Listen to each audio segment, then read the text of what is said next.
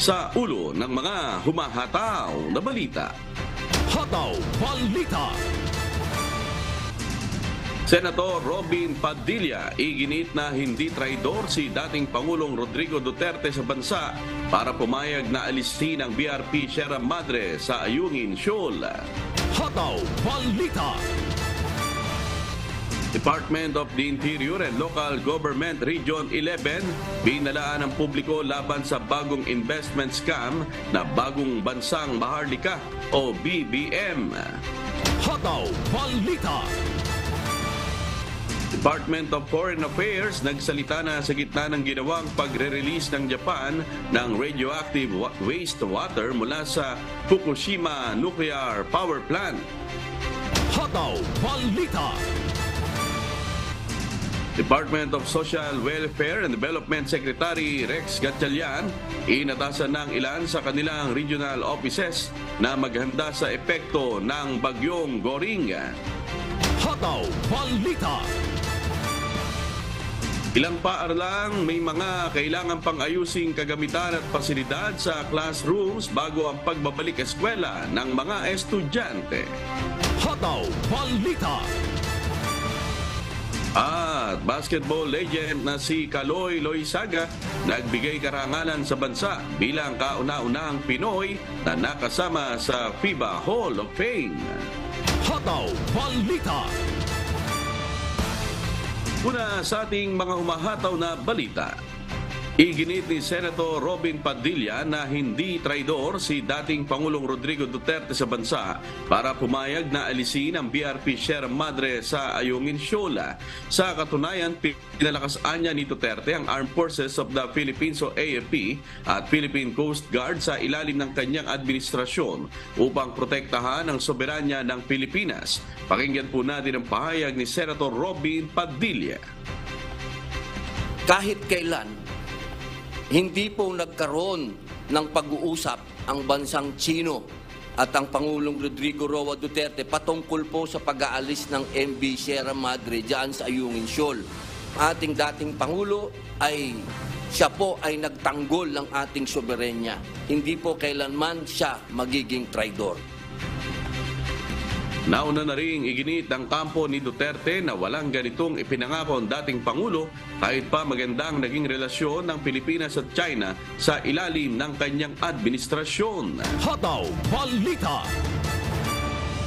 Nagbabala ang Department of the Interior and Local Government o DILG Region 11 laban sa bagong investment scam na Bagong Bansang Maharlika o BBM. Ayon kay DILG 11 Regional Director Alex Roldan, nag-iikot-ikot umano ito sa mga komunidad sa buong bansa upang mag-recruit. Ang bawat miyembro ay hinihinga ng 100 pesos para umano sa pagpapagawa ng kanilang ID at kalaunan ay hinihikayat na mag-invest sa kanila. Sinasabihan rin ito ang mga nilalapitan na hindi sila makatatanggap ng ayuda mula sa gobyerno kung hindi ito sasali sa kanilang samahan. Pero may inireport umano sa kanya ang National Intelligence Coordinating Agency o NICA na ito isang uri ng investment scam. Pakinggan po natin si DILG 11 Regional Director Alex Roldan. And they're operating throughout the country. Magsige sila name drop na daw blessing ni President Bongbong, gitagado sila niya. Sila daw manghatag og ayuda. Ng mga ayuda kung dili daw miyembro sila, dili matagaan og ayuda. Hataw Balita. Nananatiling prioridad ng pamahalaan ang pagbibigay ng proteksyon sa marine environment ng bansa ayon sa Department of Foreign Affairs o DFA. Sa gitna ito ng ginawang pagre-release ng Japan ng radioactive wastewater mula sa Fukushima Nuclear Power Plant.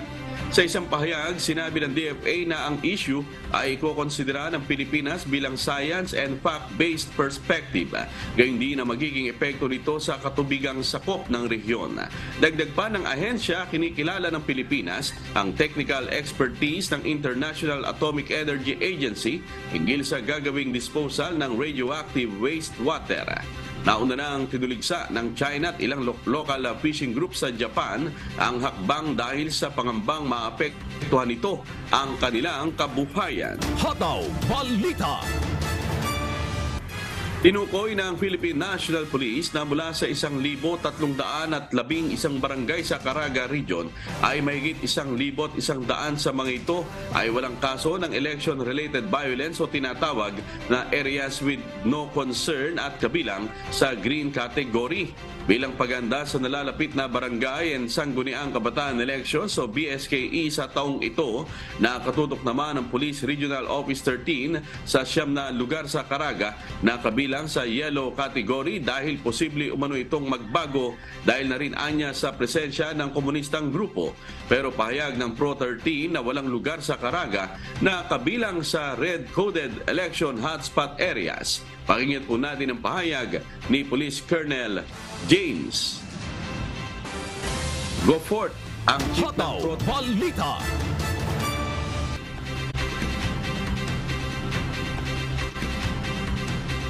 Inihayag ni Bureau of Corrections sa Director General, Retired General Gregorio Pio Katapang Jr.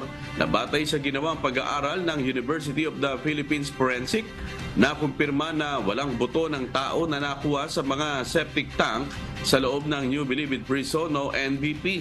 Ayon pa kay Katapang, ito ang magpapatunay na tapos na ang issue ng sinasabing mass grave sa loob ng NBP. Ang Department of Justice naman ay naniniwala na ang dapat gawin ngayon ay mapagtuunan ng pansin ang mga reforma sa Bureau of Corrections na siyang nangangasiwa ng mga piitan sa buong bansa. Pakinggan po natin ang pahayag ni Bucor Director General Gregorio Pio Katapang Jr. Believe din tayo dahil ang tinatakutan natin na may ganong klaseng problema ay wala naman pala. So we hope na patuloy na lang yung mga reforma ho natin. Hataw Balita. Yan po ang tinig ni ASEC Miko Clabano, tagapagsalita ng DOJ. Samantala, muling nagpalaya ang Bureau of Corrections ng mga persons deprived of liberty o PDL na galing sa iba't ibang bilangguan at penal farm sa buong bansa kahapon, August 24. Patay sa datos na ibinigay ng Bureau of Corrections, 880 ang mga napalayang bilanggo. Ito ay sa New Bilibid Prison, San Ramon Prison and Penal Farm, Iwahig Prison sa Palawan at iba pa. Pinakamarami sa mga pinalaya ay mula sa New Bilibid Prison o NBP na nasa 374, Davao Prison and Penal na nasa 196 at Leyte Regional Prison na nasa 101. Mayroon sa mga ito ang napalaya dahil nabigyan ng parol, na-acquit o napawalang sala.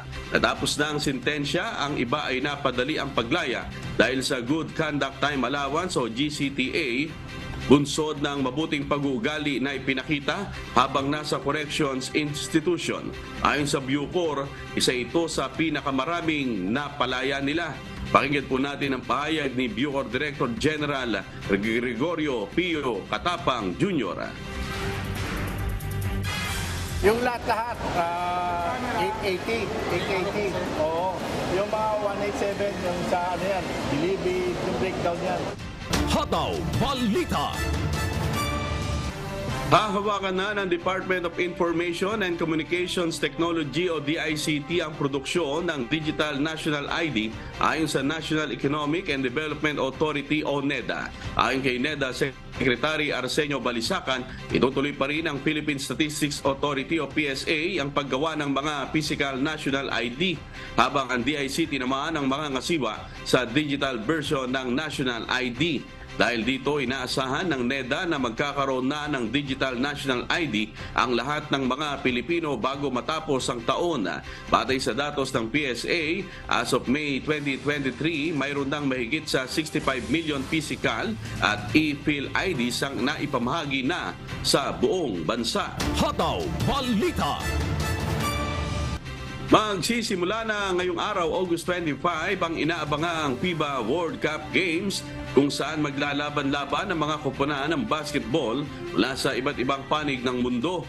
16 na teams ang maghaharap-harap sa unang araw ng first round. Kabilang narito ang pambato ng ating bansa, ang Gilas Pilipinas. Makakalaban nila ang team mula sa Dominican Republic. Kabilang sa lineup ng Team Philippines ay sina Jordan Clarkson, Japet Aguilar, Kai Soto, Jamie Malonzo, Dwight Ramos, Kiefer Abena, Junmar Fajardo, Renz Abando, Scotty Thompson, Roger Pugoy, AJ Edu at CJ Perez. Kahapon, August 24, nag-ensayo pa ang Gilas Pilipinas para sa final preparation bago ang first game. Pagkatapos ng match versus Dominican Republic, makakalaban naman ng Gilas sa Araneta Coliseum ang Team Angola sa August 27 at ang Team Italy sa August 29. Best of luck sa inyo, Gilas Pilipinas! Hataw Balita. Oy, abiso po sa ating mga motorista, asahan na po ang matinding traffic ngayong araw dyan sa Metro Manila at Bulacan. Kasabay po ito ng pagbubukas ng 2023 FIBA Basketball World Cup at long weekend. Ang North Luzon Expressway o NLEX, sinabing posibleng madagdagan ng 5 hanggang 25% ang mga daraan sa naturang expressway. Bunsod ng mga motoristang pupunta sa Philippine Arena sa Bulacan kung saan bubuksan ang FIBA Basketball World Cup Games. Kinikahit ang mga dadalo sa opening ceremony na sumakay na lang sa mga libreng point-to-point buses papunta sa venue. Sa kabila naman ng holiday, ayon sa Metropolitan Manila Development Authority o MMDA, mananatili ang number coding scheme. Pagpapakalat ang MMDA ng nasa 1,300 personnel na magmamando sa traffic ngayong long weekend. Hataw Balita. Nagbigay karangalan sa bansa ang basketball legend na si Kaloy Loizaga bilang kauna-unahang Pinoy na nakasama sa FIBA Hall of Fame. Inihayag naman ni Coach Chot Reyes na nananatiling nakaangkla sa puso mentality ang Gilas Pilipinas. Habang sinabi naman ni Coach Steve Kerr na pipiliting makuha ng Team USA ang gintong medalya. Si Rina Villamor, Kamara, Humahataw! Hataw Balita.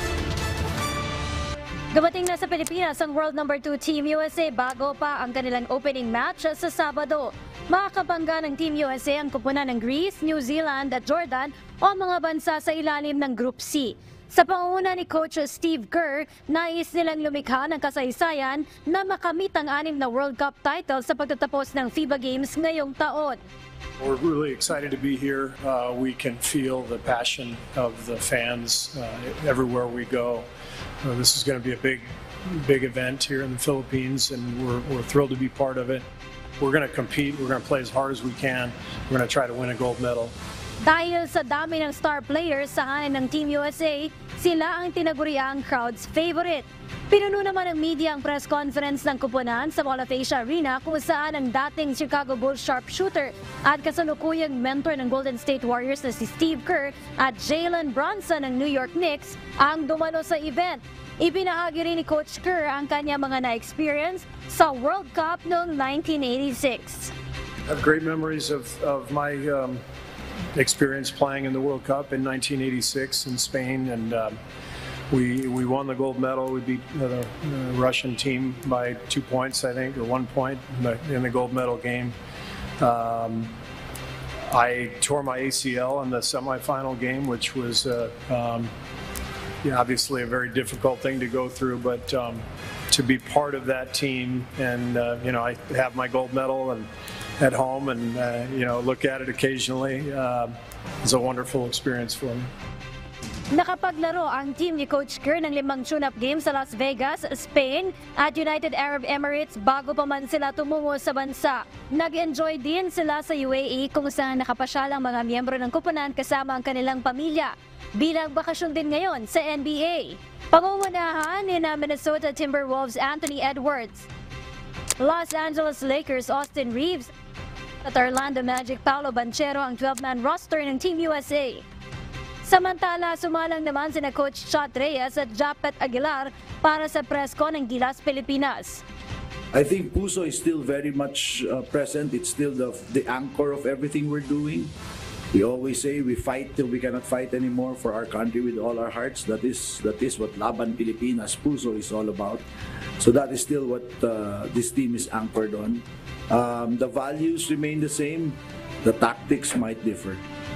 Nagbigay karangalan naman sa mga Pinoy ang Filipino basketball legend na si Kaloy Loizaga bilang unang Pilipinong inductee sa FIBA Hall of Fame. Ito ay dahil sa ipinakita niyang galing noong 1954 World Championship sa basketball. Kasama rin sa list of inductees sina China skyscraper Yao Ming, Brazilian legend Lamir Marquez at Amaya Valdemoro ng Spain. Kos ang aming sandigan, serbisyo publiko ang aming pinahalagahan. Rina Villamor, Camera, Humahataw. Hataw Balita.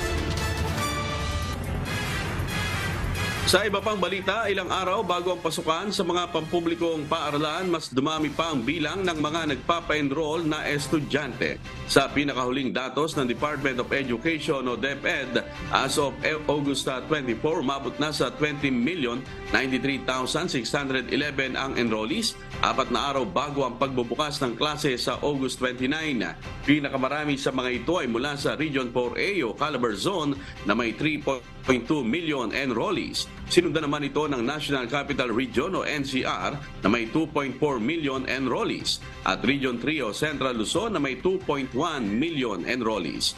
Ayon sa DepEd, magpapatuloy ang enrollment hanggang August 26. Hataw Balita. Mahigpit na imo-monitor ng Land Transportation Franchising and Regulatory Board o LTFRB at Land Transportation Office o LTO ang mga kolorum na school bus sa pagbubukas ng pasukan sa susunod na linggo.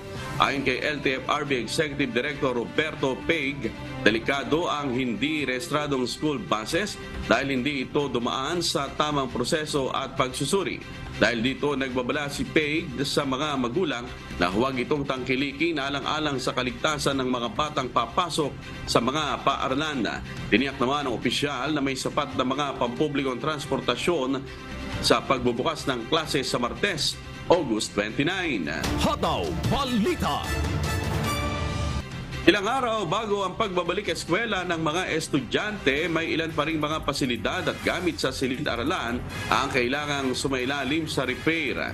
Sa isinagawang pagdinig ng Senado nitong Miyerkules, August 23, sinabi ng Department of Education o DepEd na higit sa 100,000 silid-aralan ang nananatiling kulang at napinsala ng mga nagdaang kalamidad. Aabot naman sa 397 billion pesos ang kakailanganing pondo upang matugunan ang kakulangan sa mga silid-aralan.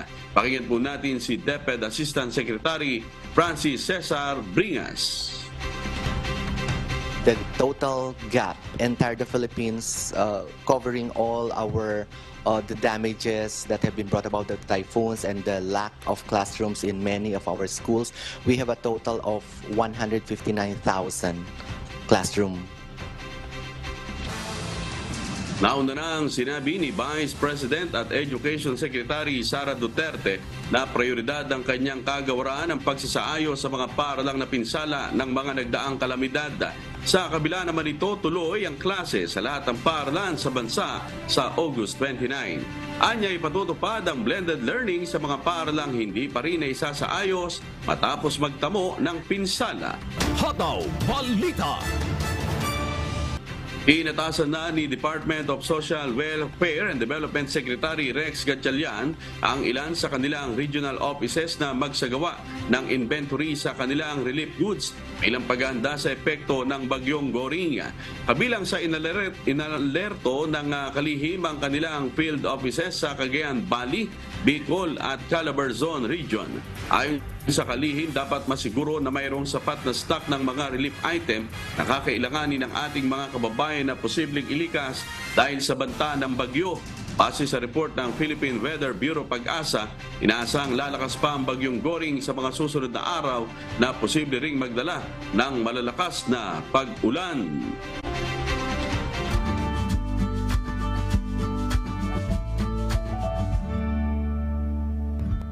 At sa ating ulat panahon sa kasalukuyan, batay po sa monitoring ng Philippine Weather Bureau Pag-asa, ang namataan na sama ng panahon sa labas ng ating Philippine Area of Responsibility o PAR as of 3 a.m. ngayong Biyernes, August 25 ay nakita sa layong 3,065 kilometers silangan ng Hilagang Luzon. Ito'y namataang may maximum sustained winds na 55 kilometers per hour malapit sa gitna at may gustiness na umaabot hanggang 80 kilometers per hour.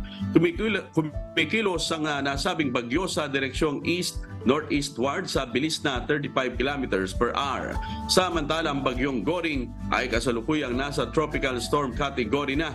As of 3 a.m. ngayong Biyernes, na-monitor itong naturang bagyo sa layong 220 kilometers silangan, timog silangan ng Basco, Batanes. Ito'y namataang may maximum sustained winds na 75 kilometers per hour malapit sa gitna at may gustiness na umaabot hanggang 90 kilometers per hour. Mabagal na kumikilos ang bagyong Goring patimog Kanluran. Asahan po ngayong araw na makararanas ang Cagayan Valley, Cordillera Administrative Region at Ilocos Region ng maulap na kalangitan na may kalat-kalat na pag-ulan at ng malakas na ulan na may pagkulog at pagkidlat dahil sa trap o buntot ng bagyong Goring. Sa Palawan, Occidental, Mindoro, Zambales at Bataan, asahan naman po ang maulap na kalangitan na may kalat-kalat na pag-ulan at ng malakas na ulan na may pagkulog at pagkidlat dahil sa southwest monsoon o habagat. Samantala, makararanas naman ang Metro Manila at nalalabing bahagi ng bansa ng bagyang maulap hanggang sa maulap na kalangitan na may kalat-kalat na pag-ulan o ng malakas na ulan na may pagkulog at pagkidlat dahil pa rin sa habagat o localized thunderstorms. Wala pong nakataas ngayon na tropical cyclone wind signals bunsod ng bagyo. Sisikat po ang araw mamayang alas 5:43 ng umaga at lulubog naman mamayang alas 6:13 ng gabi. Tandaan, sa bawat araw na ating nasisilayan, tayo magpasalamat sa Diyos na may lalang. Hataw Balita. Pirma ng Memorandum of Understanding o MOU ang mga lungsod ng Baguio at San Jose, Nueva Ecija bilang sister cities kahapon, August 24. Ayon ng kanilang sisterhood na isulong ang tourism, culture, health, environment, education, sports, indigenous people's welfare at agriculture. Tiniyak naman ni San Jose City Mayor Mario Salvador na kung mangangailangan ng Baguio City ng supply ng bigas, handa silang tumulong. Tulad ng Baguio, nais din ng San Jose City na palakasin ang turismo pagdating sa sinabi niyang may domino effect sa lokal na ekonomiya. Inilarawan ni Salvador ang kasalukuyang industriya ng turismo ng San Jose City bilang seasonal at nais nilang matuto ng maraming bagay mula sa City of Pines, lalo na ang pinakamahusay na mga kasanayan sa turismo nito na maaring gamitin sa kanilang lungsod. Masaya naman si Baguio City Mayor Benjamin Magalong sa naturang Memorandum of Understanding. Ang proyektong Smart City ng Baguio na naglalayong mag-apply ng artificial intelligence sa iba't ibang larangan ng operasyon sa lungsod ay inaasahang ibabahagi rin sa San Jose ngayong sister city na ito ng summer capital ng bansa. Hataw Balita. Inanunsyo ni Pangulong Ferdinand Marcos Jr. na special non-working holiday sa Ilocos Norte Province sa September 11, 2023. Ayon sa Malacanang, layo ng naturang deklarasyon na magkaroon ng komemerasyon sa ika-106 na taong kaarawan ng kanyang ama na si dating Pangulong Ferdinand Marcos Sr. Sa ilalim ng Proclamation number 327 na nilagdaan nito lamang August 23, sinabi ni PBBM na ang lahat ng mga residente sa Ilocos Norte ay dapat bigyan ng pagkakataon na makapag-participate sa okasyon. Ang nasabing proklamasyon ay pirmado ni Executive Secretary Lucas Bersamin sa ngalan ni Pangulong Ferdinand Marcos Jr. Tulong muna bago balita. Isa na namang aksidente ang nangyari sa malubak na bahagi ng MacArthur Highway sa Palit, Pampanga, Kamakalawa. Sugatan ng motorcycle rider matapos itong sumemplang dahil sa natumbok na lubak sa kalsada. Kagad na responde ang UNTV News and Rescue sa aksidente. Si Leslie Widem humahataw. Hataw Balita.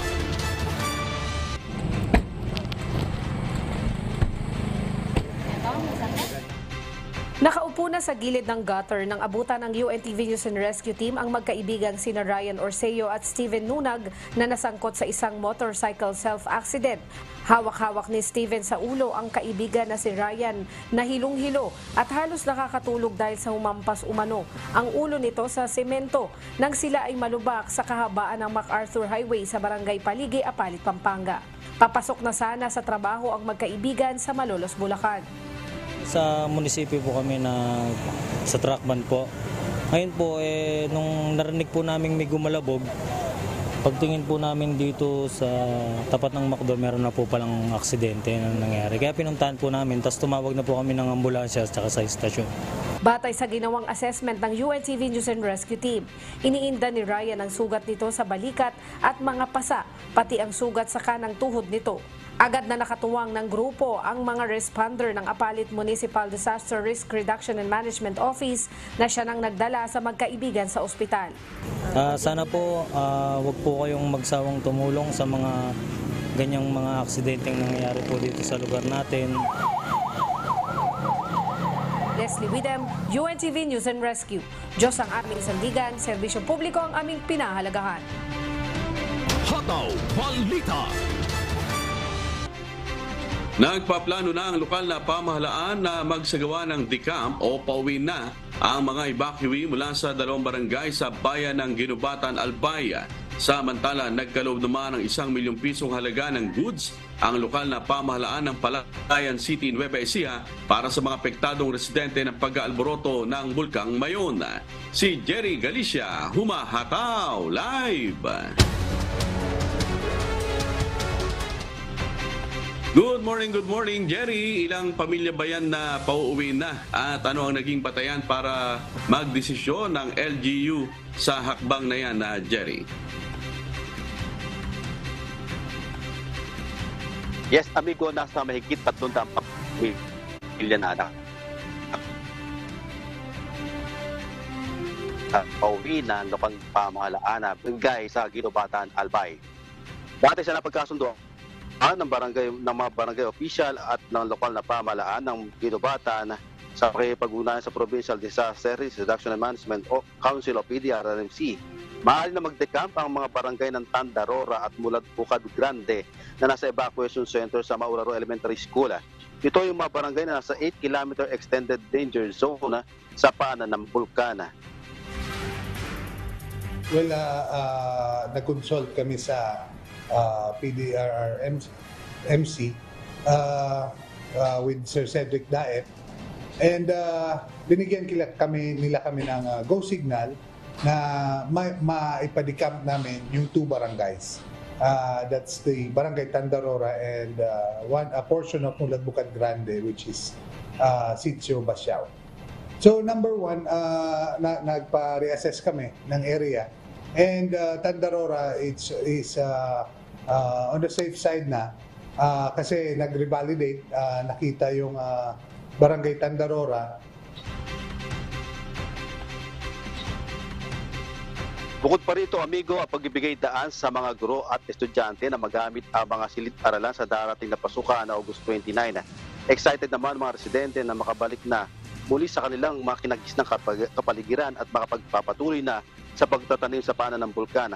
Halos 3 buwan na rin na nanatili ang mga kababayan natin sa mga evacuation center sa Ginubatan, Albay. Ako po, ang pakiramdam ko, okay lang na mag-uwi na kami kasi para maasikaso ko yung mga taniman namin doon, tapos yung bahay, maasikaso ko. Tapos, siyempre, wala naman kami magagawa kung pauwiin na kami. Siyempre, susunod kami dahil yun ang utos ni Mayor eh. Para sa akin naman, wala naman kaming magagawa kung talagang pauwiin na kami. Sa awa ng Diyos naman at nakatiis kami ng ilang magtatatlong buwan dito sa evacuationan. Wala naman kami magagawa kung talagang kami ay pauwiin na. Sa relief naman, hindi naman kami nagkulang, hindi naman kami napabayaan. Amigo, samantala nagkaloob naman ang tulong ang Palayan City na nagkakahalaga ng 1 milyong piso ng halaga ng mga goods sa lalawigan ng Albay. Kinapapalooban ng 250 packs ng biscuit, 45 cases ng Cancun, box ng Cancun, 2 pieces ng hygiene kit. Ang naman bumisita ng mga opisyal sa bansang Korea, sakay. Pagtulungan makita ng pamalang palalawigan ng Albay. Bukod pa ito sa mga dalang tulong para sa mga evacuee na halos mahigit 70 araw na nanatili sa mga evacuation center. Yan ang balita. Balik sa iyo, amigo. Jerry, medyo nawawala-wala lang yung signal mo no? Nung umpisa. Kaya ang tanong ko, ilang daang pamilya yung maaari nang pauwiin ng lokal na pamahalaan sa kanilang mga tahanan dyan sa ginubatan na Albay, Jerry? Yes, amigo, nasa mahigit 100 pamilya nga yung plano ng pauwiin ng lokal na pamahalaan ng Ginubatan Albay. Doon sa 2 barangay, doon sa Ginubatan Albay, kung saan nandun sa 8 kilometer extended danger zone para ng Bulkang Mayon, amigo. Sila lang ba, Jerry, yung mga barangay na inilikas na nasa 8 kilometer extended permanent danger zone na, Jerry? Amigo, hindi lamang sila yung mga inilikas doon, no? Yung pang mga residente doon sa barangay Manalili na kasalukuyan na naka-evacuate naman doon sa Anoling Elementary School. Hindi pa sila nagdedecamp.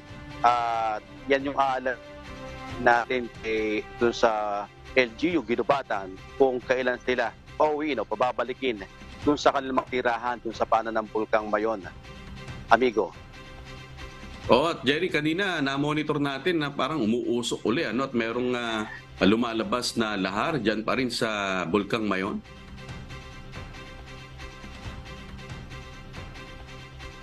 Yes, amigo, patuloy pa din yung mataas na aktibidad itong Bulkang Mayon, amigo. Katunayan, meron pa rin na i-re-record o natatala yung Mayon Volcano Observatory doon sa Albay at meron pa rin mataas na aktibidad ng pagyanig, yung tinatawag natin volcanic earthquake at tremor, pati yung uson o pyroclastic density current. Meron pa rin silang naitatala at yung pagsingaw at paglalabas ng sulfur dioxide doon sa bunganga ng bulkan. Kaya nakakakita pa tayo ng pagpusok doon sa bunganga ng bulkan, amigo. Alright, maraming salamat, Jerry Galicia. Hataw Balita. Mabot na sa 1.5 milyon na mga mag-aaral ang nakapag-enroll sa Central Visayas para sa school year 2023 to 2024. Si Edmond Hisola, humahataw. Hataw Balita. Nakapagtala na ang Department of Education sa Central Visayas o DepEd 7 ng halos 1.5 milyong mag-aaral na nag-enroll sa mga pampublikong paaralan sa elementary at high school.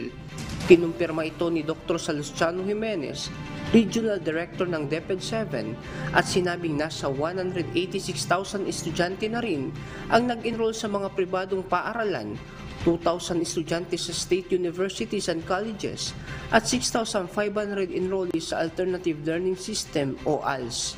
Naniniwala si Jimenez na tataas pa rin ang bilang ng mga enrolled student dahil nagpapatuloy pa rin ang enrollment. Inaasahan nila anya na mahihit nito ang nasa 2.2 milyon na target ng mag-aaral sa rehiyon dahil mayroon pa rin hindi pa narehistro sa Online Learners Information System ng Kagawaran. Nasa 100,000 naman anya ang entries ng mga nagpapa-enroll kada araw. Mananatili naman anya na hindi compulsory ang pagsusuot ng school uniform para sa pampublikong paaralan para makabawas sa gastusin ng mga magulang.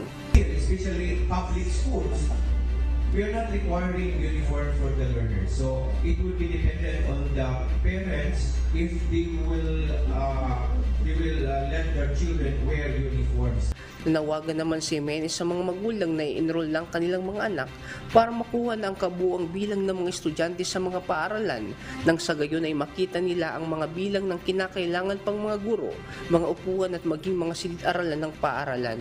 Suportado naman ni Jimenez ang direktiba ni Vice President and Education Secretary Sara Duterte Carpio na panatilihing malinis at libre ang mga silid-aralan mula sa anumang hindi kinakailangang dekorasyon, artwork, poster at tarpaulin.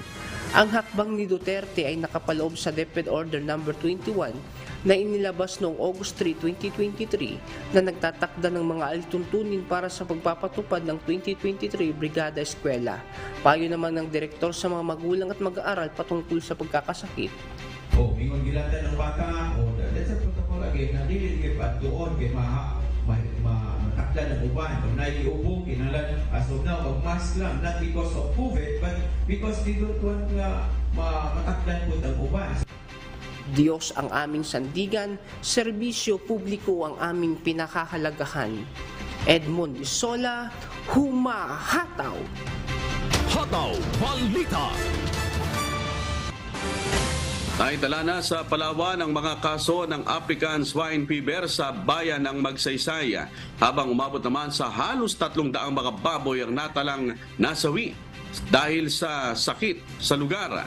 At para sa detalye ng balitang yan, humingi tayo ng update kay Andy Pagayona mula sa Puerto Princesa City sa Palawan.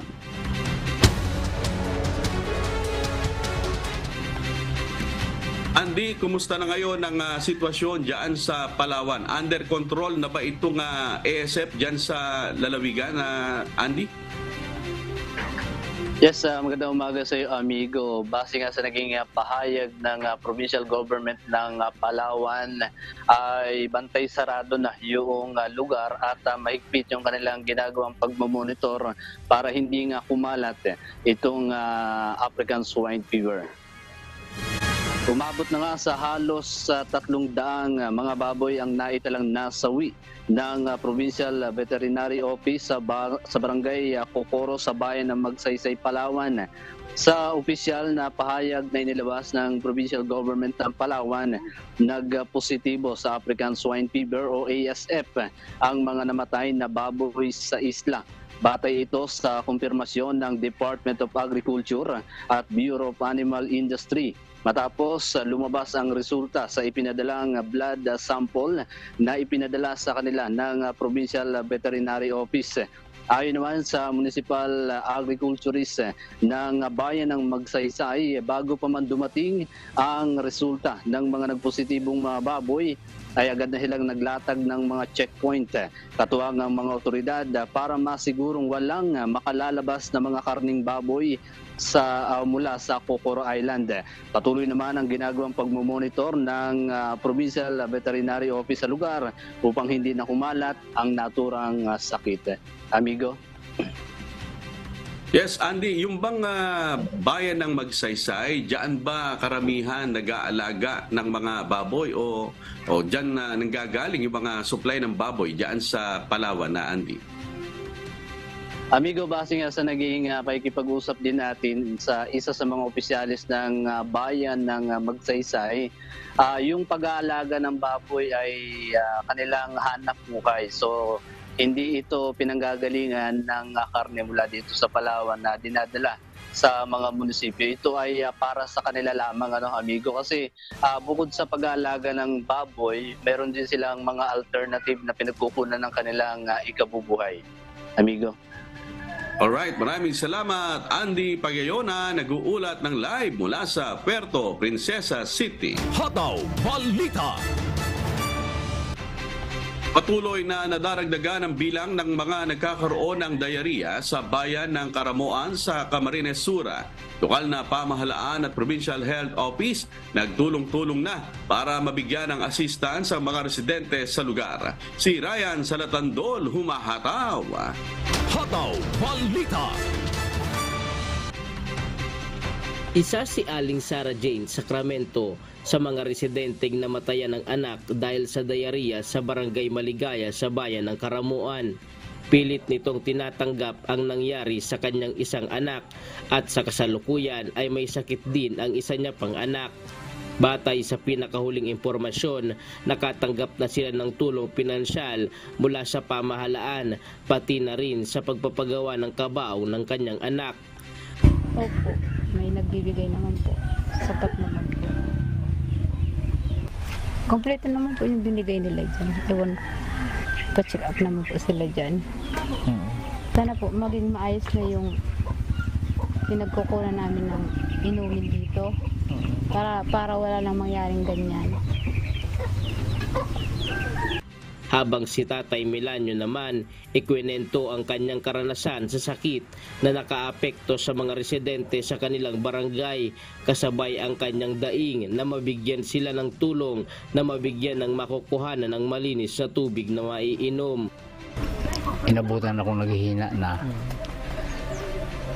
Mapunta nga sana ako sa Garchi, kaya lang sabi doon, marami na doon ang nagpunta taga rito. Nanawagan po ko sa tuyang pamahalaan na sa tuyang gobyerno. Sana mapalitan naman po ang aming kinukunan ng tubig. Makakuha na kami ng itong inumin talagang galing sa Nawasa. Habang ang ibang residente naman ay dumaraing na sa pamahalaan upang makapagpaabot ng tulong sa kanilang mga kababayan dahil sa pangyayaring ito. Ito po nga ang nangyayari sa Muya, bagano ito araw ang nangyayari sa Muya. Nananawagan po ako sa presidente na sana tulungan niya po man kami. Dahil araw ang nangyayari sa Muya, sa Maligaya. Ngayong araw ay patuloy na nadaragdagan ang mga nagkakasakit ng diarrhea sa bayan ng Karamuan. Umaga pa lamang ay may mga nakapila na sa isang covered court sa barangay upang matingnan at humingi ng gamot sa mga doktor ng Provincial Health Office sa lugar. As of now, ngayong dito sa Barangay Maligaya, kinikater namin ngayon yung mga nag-abdominal pain. Ngayon, if ever na lumala yung mga simptomas nila, may hospital naman po tayo dyan, yung Karamuan Municipal Hospital. Anytime, pwede naman sila pumunta dun para magpa-konsulta. Kung kinakailangan i-admit, i-admit. Pinaghihinalaan ng Rural Health Unit o RHU na sa kontaminadong tubig sa deep well na pinagkukunan ng tubig ng halos lahat ng tao sa barangay, nagmula ang sakit. Samantala, hindi pa naglalabas ng aktual na bilang ng tinamaan ng diarrhea sa buong bayan ng Karamuan dahil sa patuloy na pagdagdag ng pasyente sa lugar. Day po tabi kita ng data with regards to that. As of now po tabi, we are consolidating all the reports, so we are still waiting po para ma-consolidate na po sila. So we could not give itong exact numbers po kasi ni yung kay Puanta pa pong i-consolidate ang gabos na reports. Nananatili pa ring 5 ang bilang ng nasawi dahil sa naturang sakit. Diyos ang aming sandigan, serbisyo publiko ang aming pinahahalagahan. Ryan Salatandol, humahataw! Hataw Balita! 75 aplikante ang na-hired on the spot sa isinagawang job fair ng Technical Education and Skills Development Authority sa Camarines Norte kahapon. Si Brian Baldarahe, humahataw. Hataw Balita! Umabot sa 75 aplikante ang na-hired on the spot at nagkaroon ng trabaho sa binuksang job fair sa lalawigan ng Camarines Norte kahapon August 24. Karamihan sa mga job vacancy na inaplayan ng job seekers ay mula sa mga industriya ng construction, agriculture, tourism, wholesale services, utilities at government services. Isa sa mga sumubok sa job fair ay si Rayson De La Torre na first time mag-apply sa isang job fair pero hindi niya inaasahan na makapapasa siya agad at magkakaroon ng trabaho sa isang delivery services company. Maraming salamat po sa mga TESDA na nag-ano po bibigay po ng libreng trabaho sa mga aplikante. Si Erica naman na isang fresh graduate, laking tuwa na natanggap siya sa kumpanyang inaplayan dahil matutulungan na niyang maitaguyod ang pag-aaral ng kanyang mga kapatid. Hindi ka na mahihirapan para apply sa mga company or pupunta ka na lang dito, dito ka na lang, parang mas madali po dito, kumbaga. Sa pamilya nyo, gaano kalaking tulong po ito na nakakuha kayo ng trabaho? Ay, sobra po kasi kailangan ko na po talaga kasing mag-work kasi sabi ni Mama, mag-work na po ako para matulungan ko na daw po yung kapatid ko. Aabot sa 15 kumpanya ang nakilahok sa nasabing job fair na pinangunahan ng Technical Education and Skills Development Authority o TESDA sa ilalim ng programang National Tech Voc Day. Layo nitong matulungan ang mga nagsipagtapos ng technical vocational courses na makahanap ng trabaho at mailapit sa mga ito ang kumpanyang maaari nilang applyan. Yun po mismo ang ina-address ng TESDA na kung saan ay yung itinetrain ng TESDA ay maging fit mismo doon sa pangailangan ng mga industries. Dahil kung makikita natin itong mga programang binibigay ng TESDA, alam namin na in demand sila. Nakilahok din sa nasabing job fair ang iba't ibang institusyon na nag-aalok ng mga technical at vocational courses. Aabot sa halos 300 aplikante ang napagsilbihan ng nasabing job fair sa Camarines Norte. Diyos ang aming sandigan, serbisyo publiko ang aming pinahahalagahan mula rito sa Camarines Norte. Brian Baldarahe, Humahataw!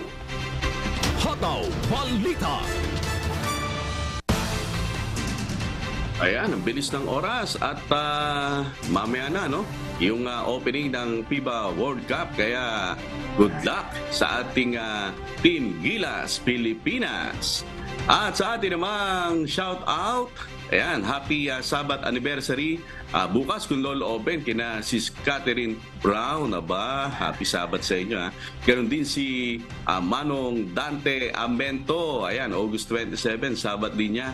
At happy birthday naman ngayong araw kina Conrad Santos, Maris Federes, Ana Posadas, Ari Silvestre, at advance happy birthday naman kina Celine and Rafael Pelayo Jr., Bernardo Maulion from Concepcion, Marikina, at ganun din kay Marilyn Hasegawa. Ayan, ganun na rin kay Luel Ipanya ng Nagcarlan, Laguna, at sa buong Pilipinas at sa iba't ibang panig ng mundo. Ganun din sa mga tagapakinig po ng Hataw Balita Pilipinas sa Radyo La Verdad 1350. At tuloy-tuloy pa rin po ang mass indoctrination ng MCGI. Date na po tayo.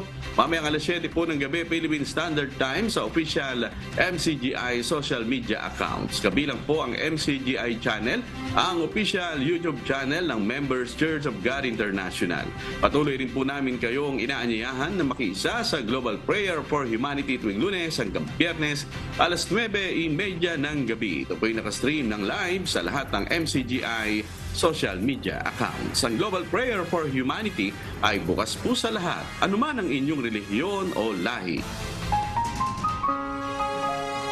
At sa aming ibabahaging mga salita ng Diyos na ating sandigan, mula sa Hebreo Kapitulo 2, talatang 1. Kaya dapat nating pagkukulan ng higit pang pansin ang mga bagay na ating narinig, baka tayo'y matangay na papalayo.